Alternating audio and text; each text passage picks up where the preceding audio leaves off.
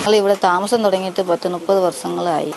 എനിക്ക് ഇതുവരെയായിട്ട് ഞാൻ ഇത്രയും നാൾ കെട്ടിക്കാതെ മുമ്പ് അച്ഛൻ്റെ അമ്മയുടെ കൂട്ടത്തിലായിരുന്നു. ഇപ്പം എന്നെ കെട്ടിച്ച് വിട്ടിട്ട് ഒരു 9 വർഷങ്ങളായി. 9 വർഷമായിട്ട് ഇതിനകത്ത് താമസിക്കുവാണ് ഞാൻ.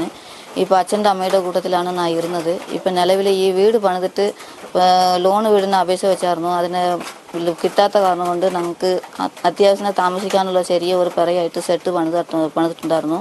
ഇപ്പോൾ കഴിഞ്ഞ പ്രാവശ്യം ഒരു 3-4 മാസത്തേക്ക് മുമ്പിൽ വന്നിട്ട് യാണ് തട്ടി ഈ വീട്. അന്നേരവും ഗവൺമെൻറ്റുമായിട്ടോ ഇതുമായിട്ടോ എനിക്ക് ഒരു സപ്പോർട്ട് എനിക്ക് കിട്ടിയില്ല. ഇപ്പോൾ രണ്ടാമത്തെ ഇന്നലെ ഞാൻ നാട്ടിനെ എനിക്ക് 2 പിള്ളേരുള്ളതാണ് മക്കൾ. ഒരാൾ 5ലും ഒരാൾ 1ാം ക്ലാസ്സിൽ ഈ വർഷം ചേർക്കണം. എനിക്ക് 2 പിള്ളേരും ഉണ്ട്. ഇപ്പോൾ ഈ മഴയും കാറ്റത്ത് കറണ്ടില്ല എനിക്ക് ഈ വീട്ടിലേക്ക്. കറണ്ടും ഇല്ല, അങ്ങനത്തെ സംവിധാനവും എനിക്കില്ല, വീടില്ല. എനിക്കിപ്പോൾ യാണ വന്നിട്ട് ഇപ്പോൾ തട്ടി. ഇപ്പോൾ ഞാൻ 2 പിള്ളേരുമായിട്ട് ഇതിനകത്ത് കിടക്കുവാണെങ്കിൽ ഇപ്പം ഞങ്ങൾ ഇന്നലെ നിങ്ങളെ കൂട്ടിമുടിച്ച് മൊത്തത്തിൽ കളഞ്ഞനെ.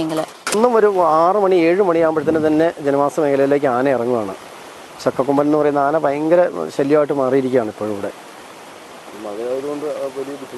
മഴയും കാറ്റും ഉള്ളത് കൊണ്ട് RRT ടീമിനോ മറ്റു ജനങ്ങളോ ഇതൊന്നും ഈ ആന വരുന്ന ശബ്ദം ഒന്നും കേൾക്കാൻ പറ്റാത്തൊരു അവസ്ഥയിലാണ് ഇപ്പോൾ.